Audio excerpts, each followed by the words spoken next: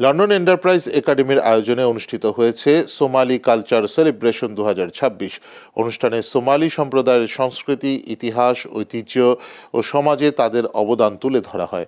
Channel এস-এর যুক্তরাজ্য প্রতিনিধি এহসানুল ইসলাম চৌধুরী শামীম জানান, গত সোমবার বিকেলে একাডেমির হল রুমে এ অনুষ্ঠানের আয়োজন করা হয়।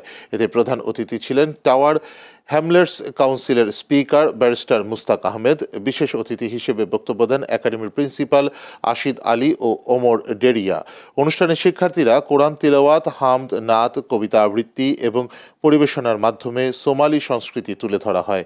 এ সময় উপস্থিত ছিলেন অভিভাবক, শিক্ষার্থী ও কমিউনিটির প্রতিনিধিরা। প্রিন্সিপাল আশিদ আলী বলেন, গত 11 বছর ধরে এ আয়োজন ধারাবাহিকভাবে অনুষ্ঠিত হয়ে আসছে।